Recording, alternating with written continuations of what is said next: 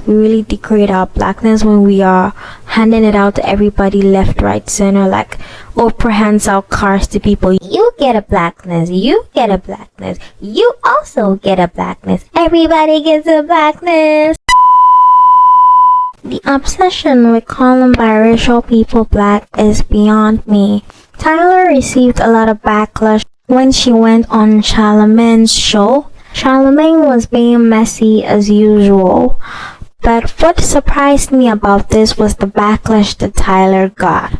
A lot of people were saying, oh my god, she's denying her blackness, why wouldn't she identify as black? A lot of people were saying it was cringe the way she made her publicist answer that question for her instead of answering herself. And I don't have opinions on that. I'm not a publicist. I know nothing about media training. I personally don't see a problem with it.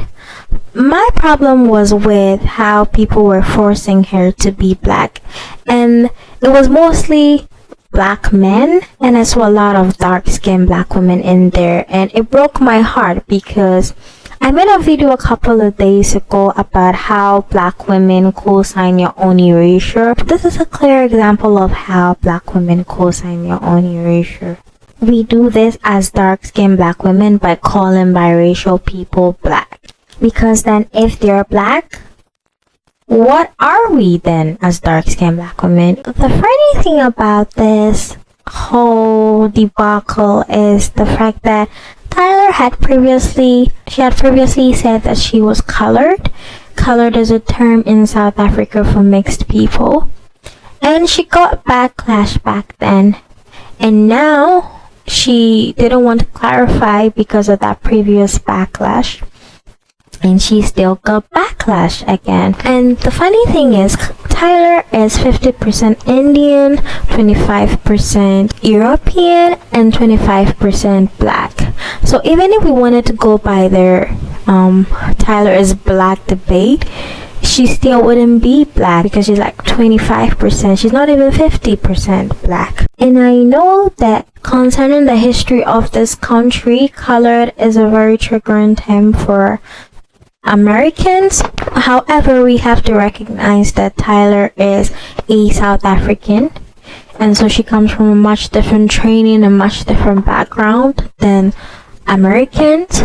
And I think forcing Tyla out of her training, out of her identity, is not a good thing. Forcing her to be black doesn't benefit anybody. And the backlash was so strong that Tyla had to come out to clarify. And this is what she said. Yo, guys, never denied my blackness. I don't know where that came from. I'm mixed with black/Zulu, Irish, Mauritian, and colored. In South Africa, I would be classified as a colored woman. In other places, I would be classified as a black woman. Race is classified differently in different parts of the world. I don't expect to be identified as colored outside of South Africa by anyone not comfortable doing so, because I understand the weight of that word outside of South Africa. But to close this conversation, I'm both colored in South Africa and a black woman. No, she's not. As a woman for the culture, it's and not or. With that being said, Asambe.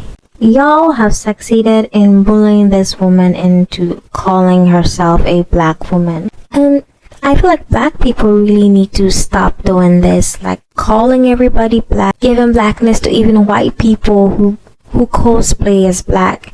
And I feel like when we do this, we really degrade our blackness when we are handing it out to everybody left, right, center. Like Oprah hands out cars to people. You get a blackness, you get a blackness, you also get a blackness, everybody gets a blackness. It shows our insecurity as black people. It shows that we do not value our blackness and we need the validation of other people to feel good about our blackness, which is so terrible. And as dark-skinned black women, we do this a lot, calling everybody black. Everybody's blackity black, black, black when it comes to black women. Like I said in my video, everybody knows what a black man looks like, but when it comes to black women, everybody gets selective amnesia, which is like, no.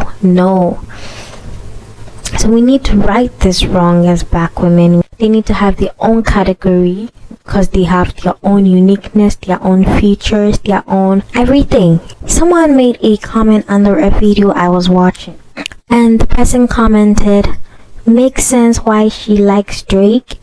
Both culture appropriators. No, thank you. I'm straight on this, miss. I don't think I'm the ish and better than any blacks or Africans." And someone replied, and I feel like this really encompasses the reason why we have this desire to call biracial people black. This is the comment. "What are you talking about? You see, that's the problem. You want people to look like you, to identify with you, because they have the skin tone, nose, shape, and hair texture you desire.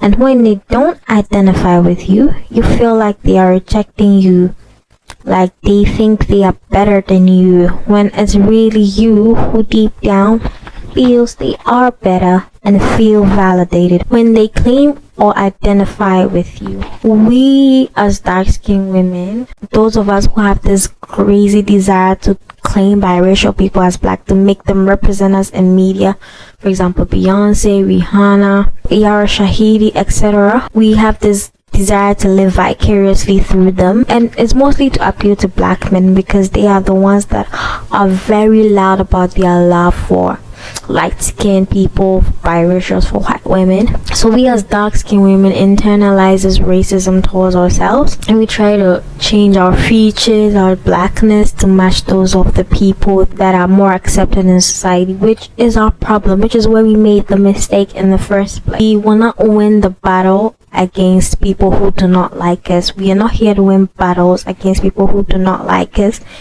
It's their prerogative to not like us, and it's our prerogative to love ourselves, to put our blackness first, our features first, to be our own beauty standard. That's what we need to be doing more and more as dark-skinned black women. As the women that are constantly looked down on, we are not gonna solve our self-esteem issues by feeding into the status quo, by feeding into the system, because it makes it worse. It just grows our low self-esteem. I know it, we've been through a lot. This is the Jim Crow era, etc., but that is not going to cure our problem. You know what is gonna cure our problem? Loving our blackness completely, fully, totally, achingly, lovingly, whateverly there is.